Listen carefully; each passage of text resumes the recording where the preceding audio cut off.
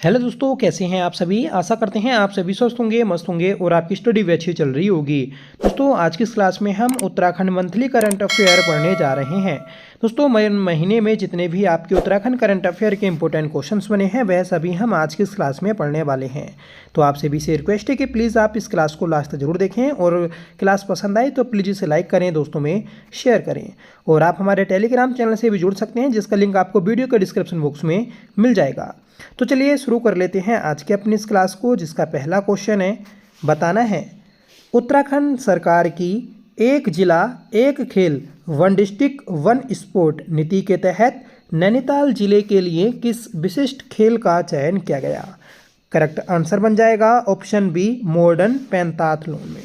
तो modern pentathlon जो खेल है तो ये एक जिला एक खेल के अंतर्गत नैनीताल जिले का खेल घोषित किया गया है।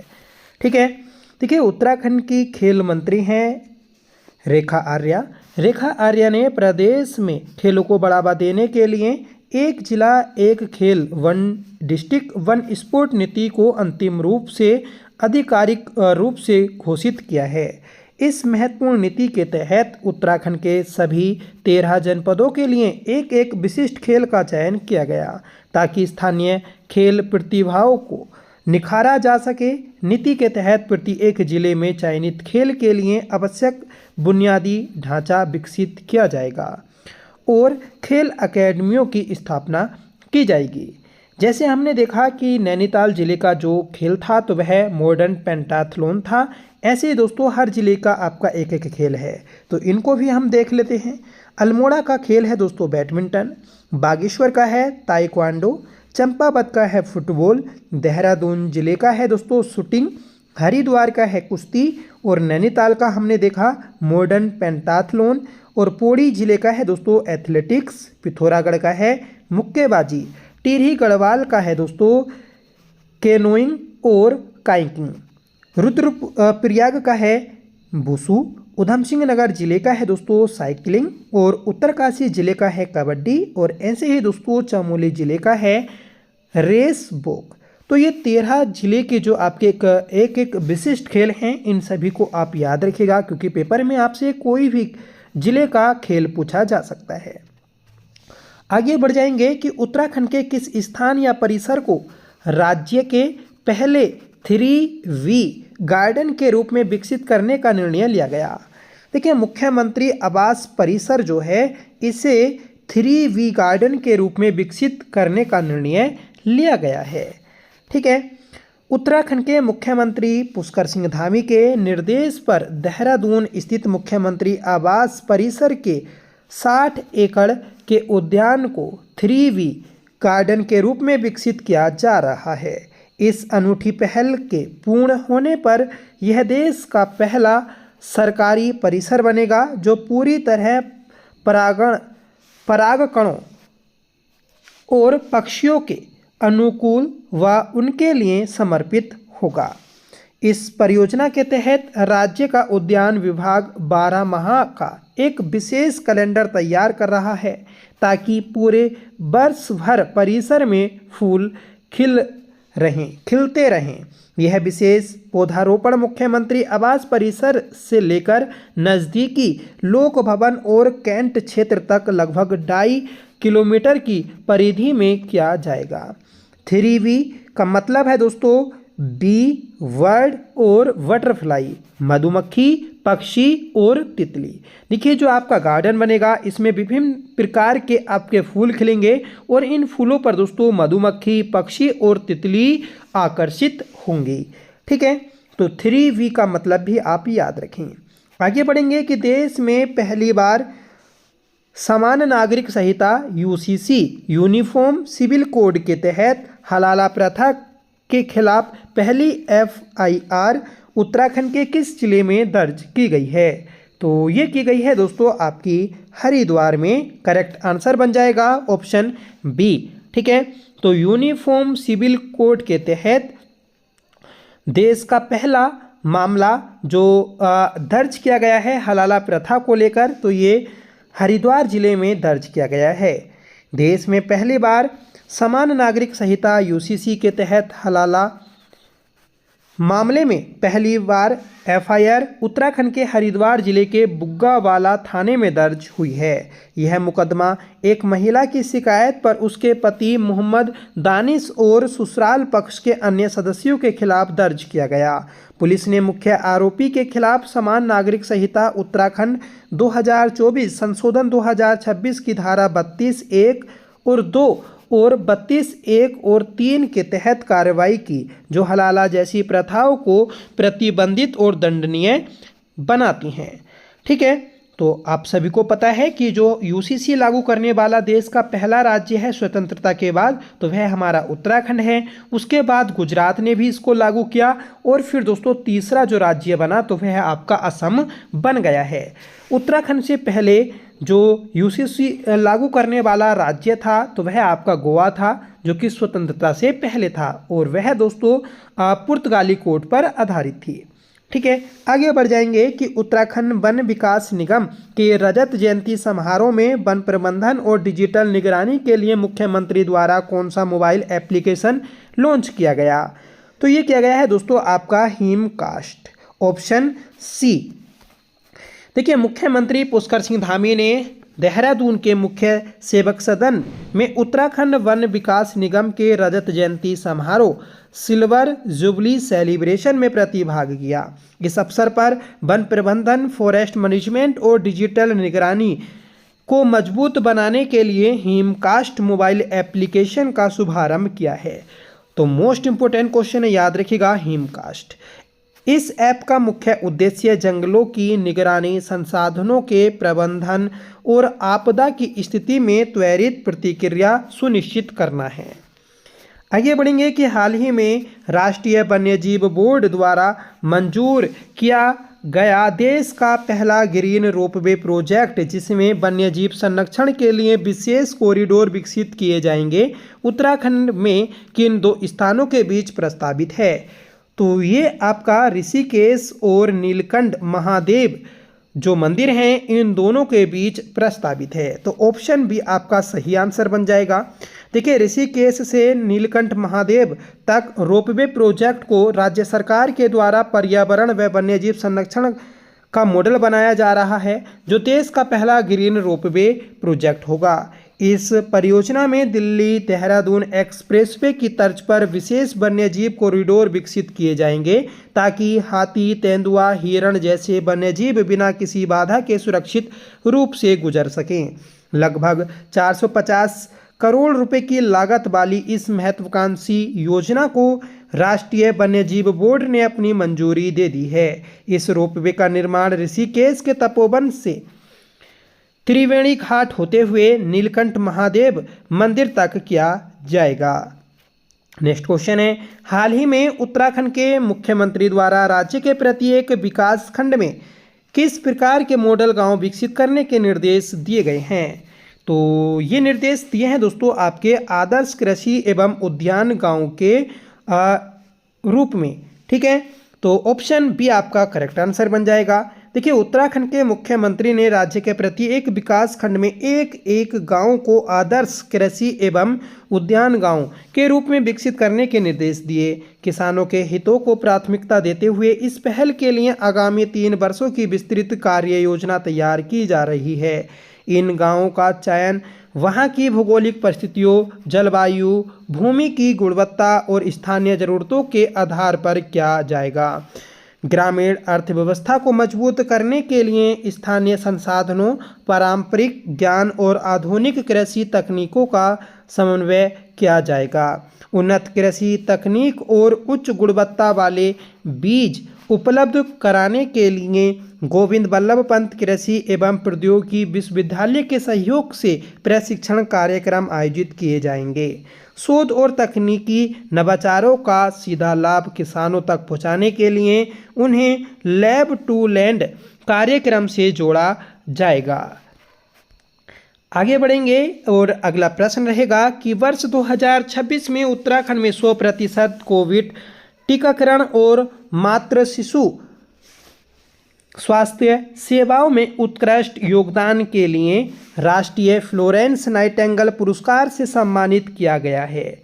वेरी इंपॉर्टेंट क्वेश्चन है, याद रखिएगा कि राष्ट्रीय फ्लोरेंस नाइटिंगेल पुरस्कार से उत्तराखंड में पूजा परमार राणा को सम्मानित किया गया। ऑप्शन भी आपका सही आंसर है। अंतर्राष्ट्रीय नर्स दिवस के अवसर पर दिल्ली में राष्ट्रपति द्रौपदी मुर्मू द्वारा उत्तराखंड की एएनएम पूजा परमार राणा को वर्ष 2026 के राष्ट्रीय फ्लोरेंस नाइटिंगेल पुरस्कार से सम्मानित किया गया। पूजा परमार राणा उत्तरकाशी जिले के दुर्गम नौगांव सामुदायिक स्वास्थ्य केंद्र में कार्यरत हैं और उन्होंने 15 वर्षों तक मातृ शिशु स्वास्थ्य सेवा में अभूतपूर्व योगदान दिया। कोरोना महामारी के दौरान स्वयं गर्भवती होने और पूरे परिवार के कोविड पॉजिटिव होने के बावजूद उन्होंने अपने अधिकार क्षेत्र में 100% कोविड टीकाकरण सुनिश्चित किया था। ठीक है, यहाँ पर आप ये भी याद रखिएगा कि यह किस जिले की रहने वाली हैं। नेक्स्ट क्वेश्चन है, उत्तराखंड सरकार द्वारा राज्य के 11 पहाड़ी जिलों में लागू की गई स्वैच्छिक व आंशिक चकबंदी नीति के तहत किसी गांव के चयन के लिए न्यूनतम कितनी भूमि अथवा कितने काश्तकारों की लिखित सहमति अनिवार्य की गई है?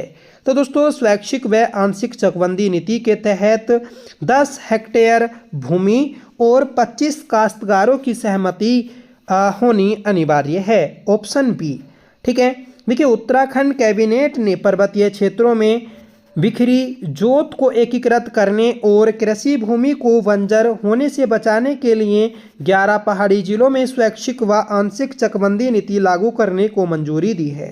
नीति के तहत प्रदेश के 11 पर्वतीय जनपदों में प्रतिवर्ष प्रति जनपद 5 गांवों में चकबंदी कार्य पूर्ण किया जाएगा। इस प्रकार आगामी 5 वर्षों में कुल 275 गांवों को स्वैच्छिक आंशिक चकबंदी से आच्छादित करने का महत्वाकांक्षी लक्ष्य रखा गया है।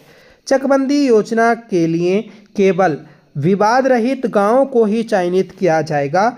इसके लिए न्यूनतम 10 हेक्टेयर भूमि अथवा 25 अलग अलग काश्तकारों की लिखित सहमति अनिवार्य होगी। तो ये जो आपका मानक है इसे याद रखिएगा। चकबंदी के इच्छुक भूस्वामियों को आपसी सहमति से चक योजना बनाकर बंदोबस्त अधिकारी व एसडीएम के समक्ष आवेदन करना होगा। ग्रामीण स्तर पर स्वरोजगार को बढ़ावा देने के लिए राज्य कैबिनेट ने होम स्टे में कक्षों की अधिकतम संख्या 6 से बढ़ाकर 8 कर दी है। इसको भी याद रखिएगा। राज्य में अब 8 से 10 लोगों का समूह मिलकर सामुदायिक होम स्टे संचालित कर सकेगा, जिसे सरकार द्वारा सब्सिडी सहित अन्य सुविधाएं भी प्रदान की जाएंगी। आगे बढ़ेंगे और बताना है कि उत्तराखंड में 31 मई 2026 को आयोजित होने वाले नीति एक्सट्रीम अल्ट्रा रन के आधिकारिक शुभारंभ मास्कोट का क्या नाम है, जिसका हाल ही में मुख्यमंत्री द्वारा अनावरण किया गया? तो ये है दोस्तों आपका क्यालू हेम तेंदुआ। देखिए क्यालू जो बोला जाता है ये हेम तेंदुआ को बोला जाता है, जो कि नीति एक्सट्रीम अल्ट्रा रन के आधिकारिक मास्कोट का नाम है। ठीक है, देखिए उत्तराखंड के मुख्यमंत्री पुष्कर सिंह धामी ने 23 मई 2026 को नीति एक्सट्रीम अल्ट्रा रन 2026 के काउंटडाउन रन कार्यक्रम का फ्लैग ऑफ किया था। इसका आयोजन 31 मई 2026 से 2 जून 2026 तक किया गया, जिसका शुभांकर क्यालू, ठीक है, और नीति घाटी का एक हिम तेंदुआ होता है। मतलब ये जो क्यालू है ये आपका नीति घाटी का एक हिम तेंदुआ होता है। यह नाम नेम अवर मास्कोट प्रतियोगिता के विजेता पंकज पंत द्वारा सुझाया गया था। तो इसको भी याद रखें, इम्पोर्टेंट है। नीति एक्सट्रीम अल्ट्रा रन का शुभारंभ पर्यटन विभाग द्वारा सेना एवं आईटीबीपी के सहयोग से 31 मई 2026 को किया गया। पहले दिन रिम खिम नीति मलारी 75 किलोमीटर अल्ट्रा रन प्रतियोगिता आयोजित की गई, जिसमें चमोली जनपद के धावक दिवंगर कुंवर ने शानदार प्रदर्शन करते हुए 75 किलोमीटर अल्ट्रा मैराथन का खिताब अपने नाम किया। तो ये विजेता जो हैं दिगंबर, तो इनका भी आप नाम याद रखिएगा, इम्पोर्टेंट है। कब से कब तक इसका संचालन किया गया, तो इसको याद रखिएगा 31 मई से 2 जून तक किया गया था। ठीक है, इसका मास्कोट क्या है इसको याद रखें, इसका आयोजन कहाँ पर हुआ था, तो ये सभी बातें आपको याद रखनी है। आगे बढ़ेंगे कि जर्मनी के प्रसिद्ध green screen international wild life film festival में चयनित किंग कोबरा पर बनाई गई उत्तराखंड केंद्रित डॉक्यूमेंट्री फिल्म का शीर्षक क्या है, तो इसका शीर्षक है दोस्तों the divine mother. Option B, the divine mother ने किंग कोबरा की बहुत रेरर नेस्टिंग बिहेवियर और उसकी मातृत्व निष्ठा को दर्शाकर इसे एक यूनिक जैविक सांस्कृतिक दस्तावेज बना दिया है। फिल्म के निर्माता हैं दोस्तों अनूप शाह और पार्थ शर्मा। फिल्म का निर्देशन किया था अजय सूरी ने। अगला प्रश्न है कि सुंदरलाल बहुगुणा स्मृति में दिए जाने वाले हिमालय प्रहरी 2026 सम्मान के पुरुष और महिला वर्ग के विजेता कौन हैं। देखिए, सुंदरलाल बहुगुणा स्मृति में हिमालय प्रहरी सम्मान दिया जाता है और 2026 में ये सम्मान दयाल सिंह भंडारी और कमला पाठक को दिया गया। ठीक है, तो ऑप्शन ए आपका सही आंसर है। हिमालय प्रहरी सम्मान 2026 ये सुंदरलाल बहुगुणा स्मृति समारोह 2026 के अंतर्गत प्रदान किया गया। पुरुष वर्ग में यह सम्मान दयाल सिंह भंडारी दयाल भाई को दिया गया। महिला वर्ग में यह सम्मान कमला पाठक को दिया गया। ठीक है, इसका आयोजन पर्वतीय नवजीवन मंडल आश्रम और सेव हिमालय मूवमेंट द्वारा संयुक्त रूप से किया जाता है। दयाल भाई ये चिपको आंदोलन के जमीनी कार्यकर्ता रहे और जंगलों तथा प्राकृतिक संसाधनों की रक्षा के लिए लंबे समय से संघर्षरत रहे। कमला पाठक गांधीवादी विचारधारा, भूदान आंदोलन और गांधी साहित्य अध्ययन से जुड़ी रहीं। यह सम्मान 2025 में दीक्षा बिष्ट और घनश्याम रतूड़ी को दिया गया। 2024 में यह सम्मान कुंवर प्रसून और मंगसिरी देवी को दिया गया और 2023 में यह सम्मान दोस्तों विजय जड़धारी और 2022 में धूम सिंह नेगी को दिया गया था। ठीक है, आगे बढ़ेंगे कि देहरादून को भारत सरकार की किस परियोजना के तहत 12 चयनित शहरों में शामिल किया गया। तो देहरादून को दोस्तों आपका शामिल किया गया है हीट रेजिलिएंट मॉडल सिटी परियोजना के तहत। Option C. ठीक है, देखिए, भारत सरकार ने देश के 12 चयनित शहरों में देहरादून को हीट रेजिलिएंट मॉडल सिटी परियोजना के लिए चुना है। इस परियोजना का उद्देश्य शहर को बढ़ती गर्मी और जलवायु परिवर्तन के प्रभावों के प्रति अधिक सक्षम बनाना है। नगर निगम देहरादून और national institute of urban affairs के बीच MOU प्रक्रिया शुरू हो गई है। योजना के तहत प्रमुख पार्कों, सड़क किनारे क्षेत्रों और सार्वजनिक परिसरों में हरित क्षेत्र बढ़ाया जाएगा। छायादार स्थान, हरित पट्टियों, पर्यावरण अनुकूलन, सार्वजनिक सुविधाओं का विस्तार किया जाएगा। बड़े स्तर पर पौधारोपण अभियान चलाकर शहरी तापमान को नियंत्रित करने का प्रयास किया जाएगा। यह परियोजना गर्मी के साथ प्रदूषण और पर्यावरणीय दबाव से राहत देने की दिशा में एक महत्वपूर्ण कदम है। हीट रेजिलेंट सिटी गर्मी हिस्सू शहर का अर्थ ऐसा शहर है जो भीषण गर्मी और लू के प्रभावों को कम करने, सहन करने और तेज़ी से उबरने में सक्षम होगा। आगे बढ़ेंगे कि जल जीवन मिशन JJM 2.0 के तहत ग्रामीण पेयजल आपूर्ति और जल सुरक्षा को मजबूत करने के लिए केंद्र सरकार ने हाल ही में किन 3 राज्यों के साथ समझौता ज्ञापन पर हस्ताक्षर किया है। तो ये क्या है दोस्तों, उत्तराखंड, त्रिपुरा और कर्नाटक के बीच। सही आंसर हो जाएगा ऑप्शन सी। ठीक है, तो केंद्रीय जल शक्ति मंत्री हैं हमारे CR पाटिल ने ग्रामीण पेयजल आपूर्ति और जल संसाधन प्रबंधन को मजबूत करने के लिए उत्तराखंड, त्रिपुरा और कर्नाटक के साथ समझौता ज्ञापनों पर हस्ताक्षर किए। इन समझौतों का मुख्य उद्देश्य जल स्रोतों की स्थिरता, कुशल संचालन, रखरखाव और जल गुणवत्ता प्रबंधन में केंद्रीय राज्य समन्वय को बढ़ाना है। उत्तराखंड ने झरनों और नदियों के पुनरुद्धार के लिए spring and river rejuvenation authority सारा का गठन किया है। तो सारा का संबंध भी आप याद रखिएगा किससे संबंधित है, तो सारा का संबंध दोस्तों झरनों नदियों के पुनरुद्धार से है।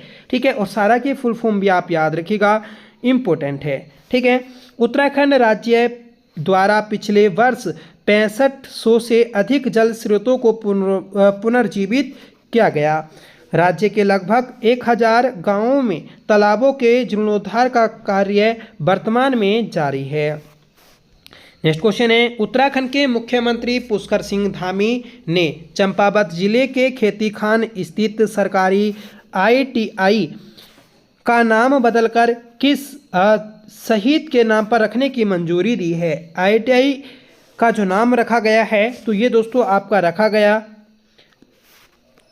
शहीद लांस नायक रेवादार, ऑप्शन बी। ठीक है, देखिए उत्तराखंड के मुख्यमंत्री पुष्कर सिंह धामी ने चंपावत जिले के खेतीखान स्थित सरकारी औद्योगिक प्रशिक्षण संस्थान का नाम बदलकर आधिकारिक मंजूरी दी है। इस संस्थान को अब आधिकारिक तौर पर शहीद रेवादार औद्योगिक प्रशिक्षण संस्थान खेतीखान के नाम से जाना जाएगा।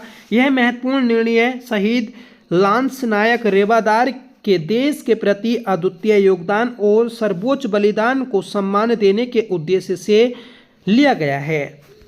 आगे बढ़ेंगे और अगला प्रश्न है कि वित्तीय वर्ष 2026-27 के बजट में उत्तराखंड मुख्यमंत्री पुष्कर सिंह धामी के द्वारा राज्य के प्रत्येक जिले को अनटाइड फंड के रूप में कितनी धनराशि जारी करने की मंजूरी दी गई। तो दोस्तों 13 करोड़ रुपए की धनराशि जारी करने की मंजूरी दी गई, ऑप्शन भी हमारा सही आंसर है। देखिए उत्तराखंड के मुख्यमंत्री पुष्कर सिंह धामी ने आपदा प्रभावितों की सहायता और जिला स्तरीय बुनियादी ढांचों को मजबूत करने के लिए मुख्यमंत्री राहत कोष से कई प्रस्तावों को मंजूरी दी है। वित्तीय वर्ष 2026-27 के लिए अनटाइड फंड बिना किसी विशेष शर्त बाला कोष के तहत प्रदेश के प्रत्येक जिले को 13 करोड़ रुपए जारी करने की स्वीकृति दी है। उत्तराखंड का पहला निर्माण और विध्वंस अपशिष्ट प्रसंस्करण संयंत्र कहाँ स्थापित किया जा रहा है। तो दोस्तों ये आपका मोथरोवाला देहरादून में स्थापित किया जा रहा है।